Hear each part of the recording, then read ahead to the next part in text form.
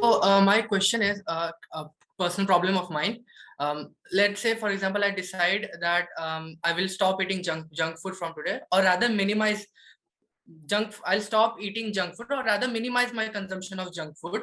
Um, but what happens is that I go about doing it for let's say a month, or maybe 45 days or something. But then I go back to my earlier schedule, like eating whatever I want, and all this. Like, this is not just related to that. Even if I decide that from today onwards I will attend all the lectures that I have, but still, what happens is I have that commitment issues to my decisions. Like, I still, even if I decide कि आज से मैं सारे lectures attend करूंगा, but still it happens that after a week or after 2 weeks I start skipping lectures. So how do I become more conscious or more aware and take ownership of my decisions? Why do you want to attend lectures? Um, so that I will get the required information to do well in my classes, and so that I will learn enough to do well in my exams, do better than I used. Make up your mind. Make up your mind. I want to attend classes because so that I will because that's what everyone says. Na? Attend classes, you will get better grades. Because that's what everyone says. That's the way you are born. You know, the entire population of this earth, that's the way we are born. Two people say that's what everyone says. Why do you want to attend lectures? Is there attendance requirement? No. 0? What's the usual attendance in classrooms? I'd say if there are 100 students, there would be, in good classes there would be around 60, and if the professor is not if no professor is not that much liked by students, maybe around 15-20. Or is it so that 15-20 is anyway the upper limit, irrespective of how good the professor is? No, in some classes, there are students like 6. In some classes, there are around 60% attendance. 60% students are attending class. Then you guys are a special lot. Sir, that's basically lab classes and all, Where anyway, if you don't go, you flunk, right? So you have to go. I'm talking of lectures because that's what you started off with. Yeah, in that way, yeah. And especially in online lectures, like people just put in, like what I do most of the times, I just get into the class through Google Meet. We are going to publish this recording.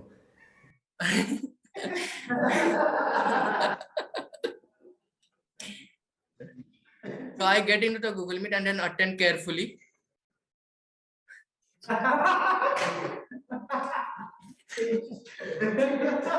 And make notes. No, my question was not just about attendance, about all the different things that about decision that I think would make my life better. Like, for example, in the entire 2021, I have been trying to go to gym. I go for 3 weeks, 4 weeks, and then Why do you want to go to gym? because there are multiple. One is that I feel better when I go to gym. I mean, I feel more energetic and all. And second is, it is good for my health in the long term, right? And you still don't go to the gym, right? Yeah. So there is something that pleases you more than being energetic. Yeah, being lazy. That's what. So how do I overcome that?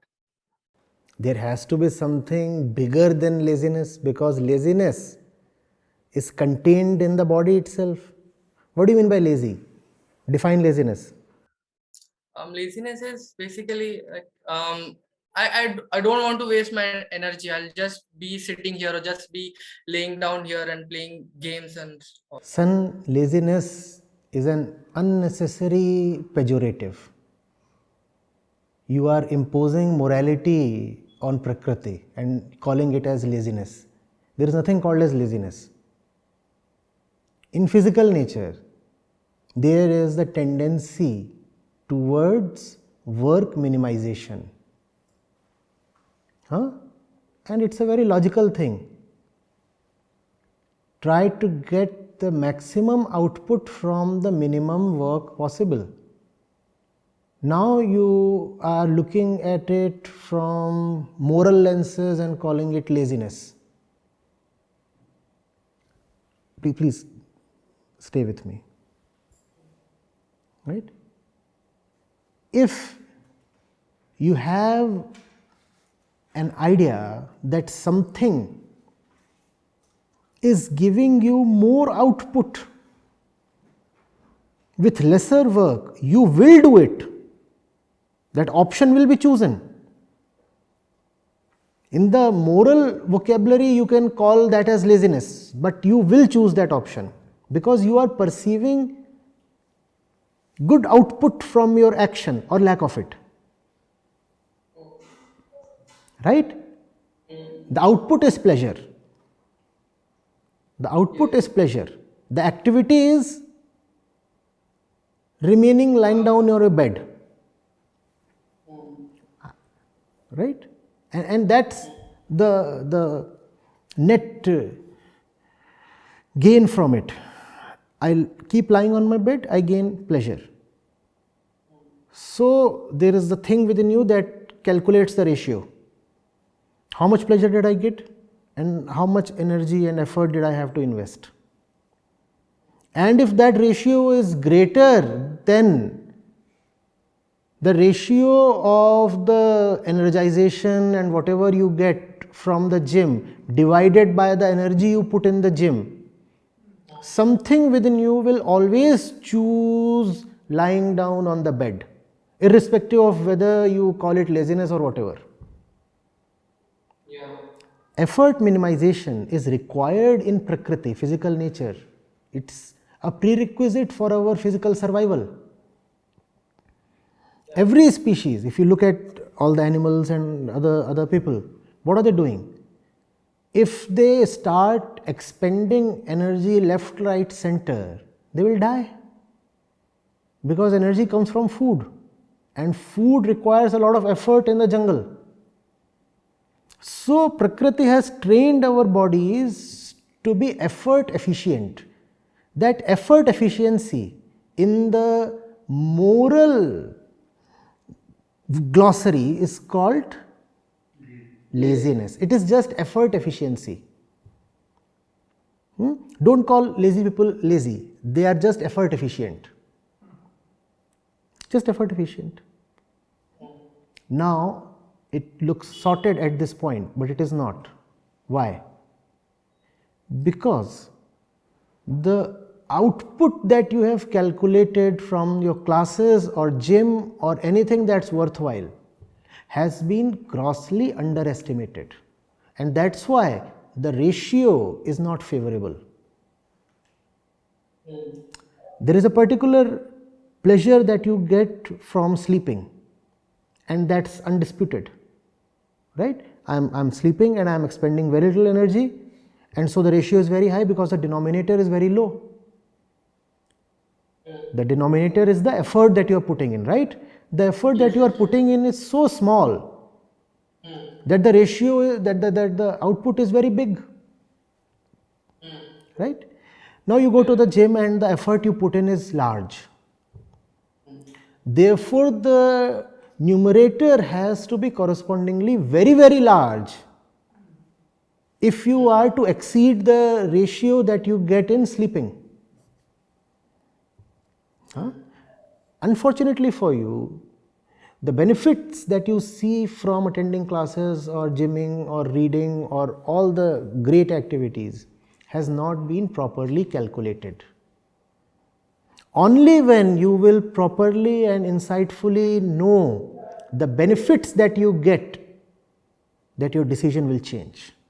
The moment that appreciation changes, that ratio changes, automatically the inner desire will change. And if you try to change your decision while keeping the ratios adverse, you will find that you are again and again slipping back. Sleeping will always be more attractive than working if the ratio has not been properly calculated. There has to be a reason why somebody expends his energy. Think of it. A lion expends all his energy. Now what happens to him? He is tired. If he is tired, two problems. One, he must immediately go for food. He must immediately hunt. Secondly, if he is tired, then his ability to hunt decreases. Therefore, in Prakriti, there is a strong urge towards conserving energy. Right? If you don't understand that urge, you will just keep dismissing it as laziness and such things. It won't help. Therefore, what is energy efficiency in Prakriti is laziness in morality and is unconsciousness in spirituality. If you call it laziness, you are not understanding it. So simply call it unconsciousness. You are unconscious, that's why you are lazy. You are unconscious. You do not know, that's why you are lazy. Let's say you are at your service. Why you are lying in a room and you are drunk, as we all are. We are born drunkards, huh? And there's fire in the room, and it's winters, not the Goa winters, the Delhi winters. There's a nice fire in the room, and you are drunk, and you are feeling, in fact, nice, pleasured, and the room is burning, and the fire is just getting big and big. You continue to enjoy your position. You are just lying down. You do not realize the room is about to be burned down and that you too will be gone. The moment that realization comes, you will be like a spring, up from the bed and out towards the door. All laziness will be gone.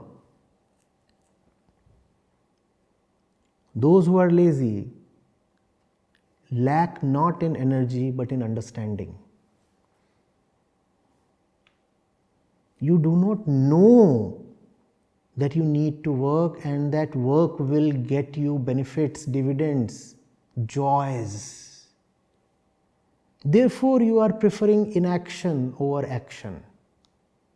Had you really known the sweetness, the ambrosia of right action, you would have chosen right action over laziness every moment. Because what's the fun in lying unconscious on the bed? What's the fun? Great fun lies in being awake. No? Will you ever miss a date because you just overslept? And if you do that, you will curse yourself your entire life. Yeah. It's another matter that might be the biggest blessing you ever got. Yeah. But because you perceive the pleasures of the waking state as substantially big, therefore you will not miss the date due to oversleeping. Sleeping offers some pleasure, dating offers a higher pleasure. Therefore, you will not keep lying down there lazy. It's just that in the case of dating, the pleasure is very physical, very gross, very easy to see, appreciate and calculate. In the case of right work, the joy is internal and subtle and therefore difficult to quantitatively calculate. And so we miss out on it. Because it cannot be easily quantified, therefore we quantify it as zero. That's our inner trick. Because we cannot easily quantify it, so we have a software that returns the default answer as 0. It does not accept that the answer exists and the answer is huge. It's just that I am incapable of calculating it. Identifying it. Instead it says, oh, I have calculated because I am a super stud, I am so knowledgeable, as we all are, especially when young. And it says the answer is 0. 0. And so we say, what's the point in working when the return will be 0? And therefore we keep lying lazily. What we need is sharpness. What we need is insight. Two things. I gave you two examples and you would have probably not missed the contrast there. I gave you the example of being enclosed in a burning room, and I gave you the example of meeting a nice girl. So only these two things can relieve you from your laziness. Either the fear of missing out on life or great love for something tremendously beautiful. When you have either of these two in your life, then you no more remain lazy. And if you are lazy, it means you have neither fear nor love. And both are great things to have, fear and love. I am talking of the right kind of fear, not your ordinary fears. The right fear. The right fear that I have one precious life and I'll just squander it. That's the right fear to have. Or you could have a great love. I have one precious life and there is so much to realize, so much to know, and I'll miss out on all of that. I want all of that. If I say miss out, that's fear. I want all of that. I love all of that. Therefore, I want to remain awake. I don't want to miss the sunrise. Therefore, I want to remain awake. I cannot keep lying on bed. I cannot afford to close my eyes. The sunrise is just, I've fallen in love with the dawn. So that's what you require as a young man, lots of love. You require to have a big heart. Okay, and second part of this question is, so there. Are you first? Wait. Are you clear with the first part first of all? Yeah. I understand. Um, that either we should be motivated by fear or love to love for the activity. Only then we will be willing enough to do it on a regular basis.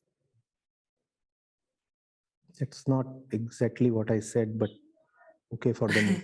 Proceed. Yes. Okay. So so I have been working on an entrepreneurial project. So currently this is motivated by a vision and and a passion towards the project. But what I fear is that what if one day it becomes motivated by money? I mean, the project gets motivated instead of the vision and the passion, it gets motivated by money, and then we derail. So how do I keep a check on that? What's wrong with money? uh, the if I focus on money, then the vision will be left behind now. What if money is there for the vision? Yeah, then it is fine. I mean, I saw one of your And videos. can you have a vision without money? What kind of vision are you talking of? No. uh, So vision and money go hand in hand. Otherwise, in the name of vision, all you'll have is dreams. They don't require money. Money is not a problem. The mind that does not know, even obsession is not a problem. I'm just trying to jump the gun all the time. Huh? I'm sorry. Even obsession is not a problem. The problem is the wrong center. What are you obsessed with? What are you obsessed with? Be obsessed with the right thing, and obsession is beautiful. Want money for the right purpose and earn trillions if you need to.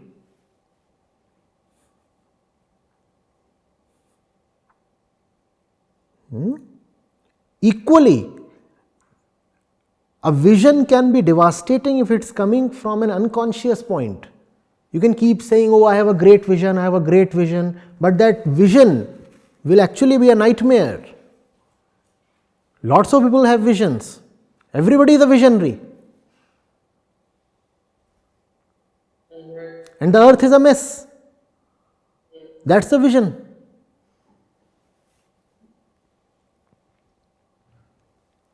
Money is not a problem, nothing is a problem. An unconscious mind is the problem. If you are unconscious and if you don't have money, how is that a great state to be in?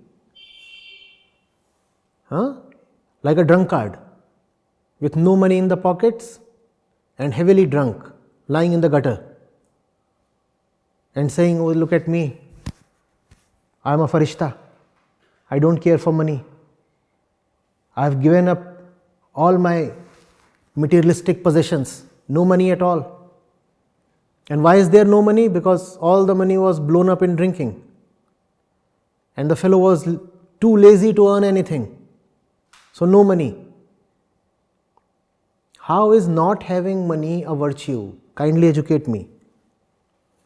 No, I was not saying not having money. But then that's the way you said. What if instead of vision I am thinking of money? What I meant was, in the center is there is vision. Now that's the new word in your vocabulary, center. But it's a good word to have. Great. Well done.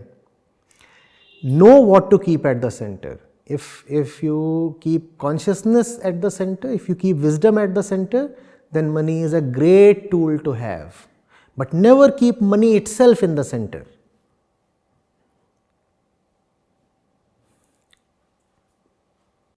Yeah, that is what I was talking about. Yes, wonderful.